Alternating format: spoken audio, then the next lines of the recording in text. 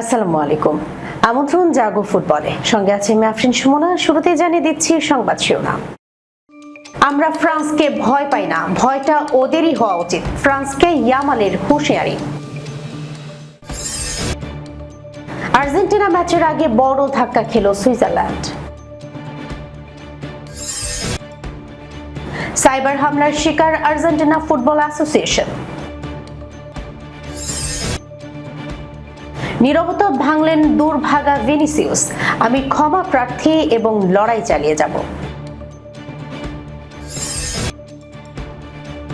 Argentina Switzerland ম্যাচে জিতবে কে, জানালো সুপার কম্পিউটার। আর্জেন্টিনা মিশর ম্যাচে রেফারিং ন্যায্য ছিল, সুইজারল্যান্ড কোচ। দর্শক শিরোনাম শুনছিলেন, এবার জানিয়ে দিচ্ছে বিস্তারিত। লস অ্যাঞ্জেলসে বেলজিয়ামকে 2-1 গোলে হারিয়ে 2026 বিশ্বকাপের সেমিফাইনাল নিশ্চিত করেছে স্পেন। আর শেষ চারে পা রাখতেই ব্লকবাস্টার লড়াইয়ের পারদ চড়তে শুরু করেছে। ফাইনালে ওঠার লড়াইয়ে স্পেনের প্রতিপক্ষ এমবাপ্পের ফ্রান্স। শিরোপার অন্যতম দুই প্রধান দাবিদারের এই হাই ভোল্টেজ মহারণ নিয়ে এবার ফরাসি শিবিরকে হুঙ্কার দিয়ে রাখলেন স্পেনের আক্রমণ ভাগের কাণ্ডারি লামিনে ইয়ামাল। বেলজিয়াম বধের পর সংবাদ মাধ্যমের মুখোমুখি হয়ে ইয়ামাল জানিয়ে দেন, ফরাসি ব্রিগেডকে বিন্দুমাত্র সমীহ করছে না লা রোজারা, বরং সাম্প্রতিক ইতিহাস টেনে ইয়ামাল বলেন ভয়টা ফরাসিদেরই হওয়া উচিত। ইয়ামাল বলেন ফ্রান্সেরই আমাদের ভয় পাওয়া উচিত, কারণ আমরা ওদের দুবার হারিয়েছি। আমরা ওদের মোটেও ভয় পাচ্ছি না। এই মুহূর্তে বুক ভরা আত্মবিশ্বাস নিয়ে যদি কেউ ফ্রান্সের বিপক্ষে মাঠে নামার যোগ্যতা রাখে, তবে সেটা আমরাই।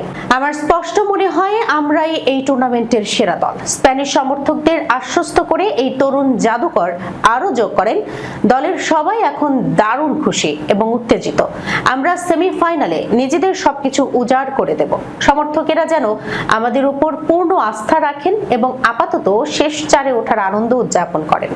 স্পেন ও ফ্রান্সের মধ্যকার সবচেয়ে স্মরণীয় লড়াইগুলোর একটি ছিল 2024 ইউরোতে।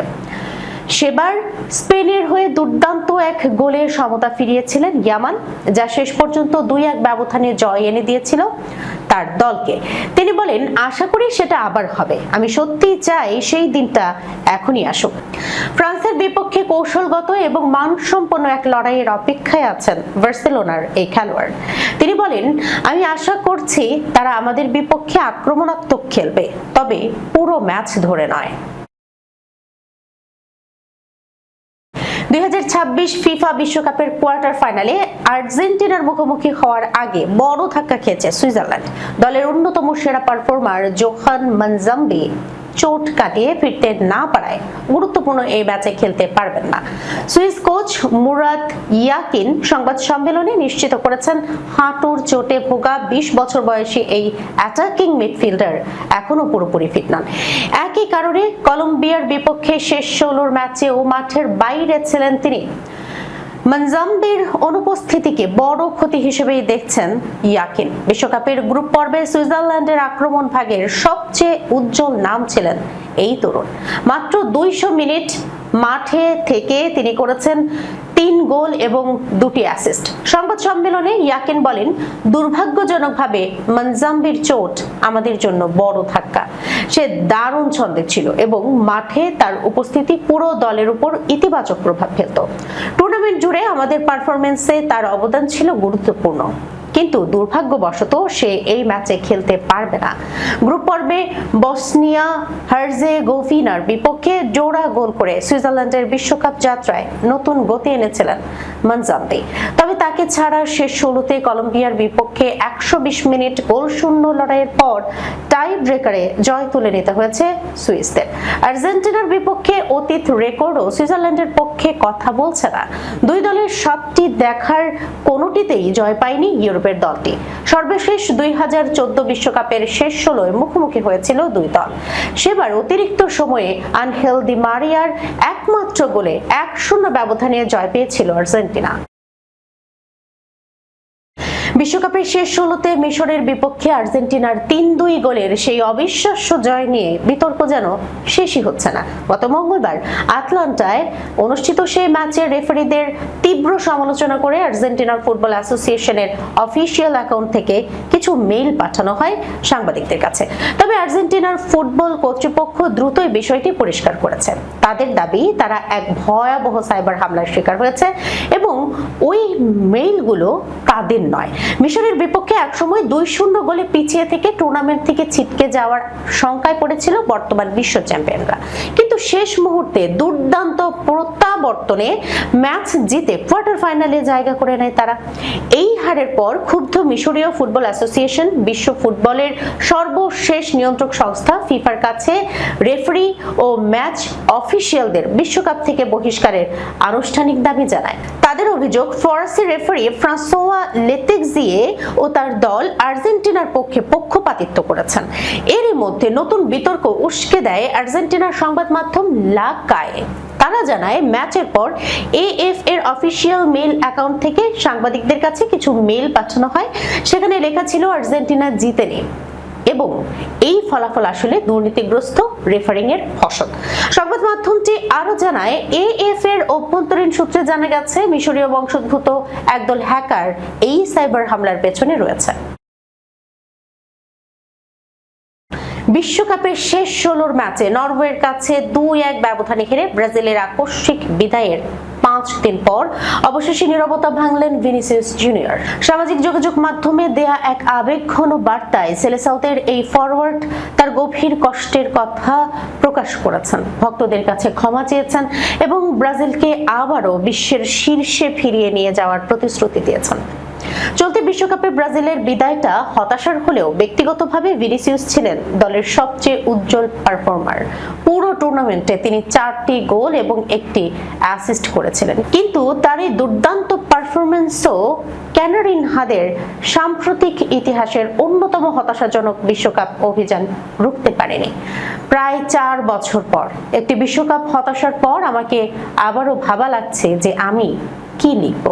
সব বয়সের এত মানুষকে আমি আমাকে সমর্থন দিতে এবং আমাদের স্বপ্ন বুকে চেপে রাখতে দেখেছি, তাই এখন চুপ করে থাকাটা অন্যায় হবে। কিন্তু নিজের মানসিকতা গুছিয়ে নিতে এবং চিন্তা ভাবনা করার জন্য আমার কয়েকটা দিন প্রয়োজন ছিল।